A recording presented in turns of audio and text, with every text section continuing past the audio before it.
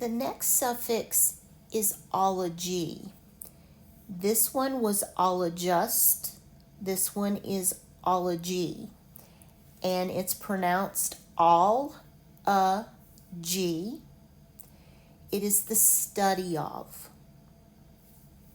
And this one would be a noun suffix. If you add ology to something, you are creating a noun. The first one is this word.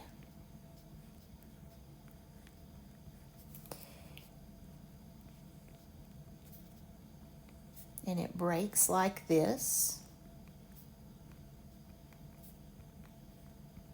There's that vowel alone that says Rhinology.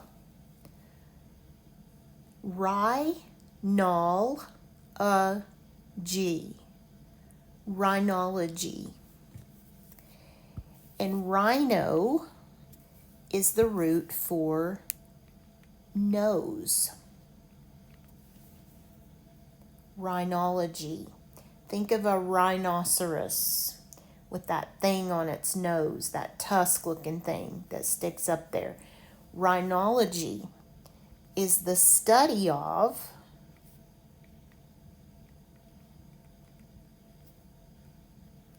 the nose.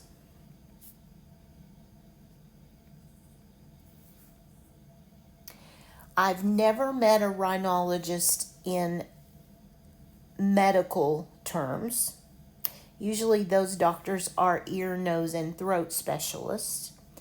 But I have met a rhinologist in the forensic terms when a person was doing a reconstruction of a skull and had the skull to work with. The rhinologist was able to estimate what the nose would look like in a reconstruction based on the structure of the skull.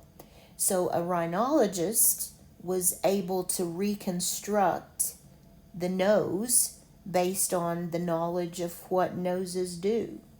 A rhinologist would also probably be able to deal with things like deviation in the septum, that middle part of the nose, the divider in the nose, understanding how the sinuses work. So a rhinologist would be a person who specializes in rhinology, the study of the nose. And then this word is a common one in certain circumstances. Again, my background is in forensics, so I'm bringing words in that I'm familiar with. This one is air. I gave you a clue right there. Arrow. In this case, this is not schwa. It could be, I guess, aerobiology, but I pronounce it as long O. Arrow by all a G. So here we have a long O, and here we have schwa. Aerobiology. This is a 6-syllable word. You actually have 2 roots here. You have aero, and then you have bio, and then you have logy. Oops, let me get a different color. This is one that not a lot of people are familiar with unless you use this in your daily life. But aero means air. Bio means life. And logy or ology is the study of. So what in the world is aerobiology? Aerobiology is the study of life that is carried by the air, like bacteria. You could throw viruses in here, even though viruses are technically not living things, but you could kind of think of it that way. Let's suppose that I'm sneezing and I'm releasing a virus or bacteria into the air.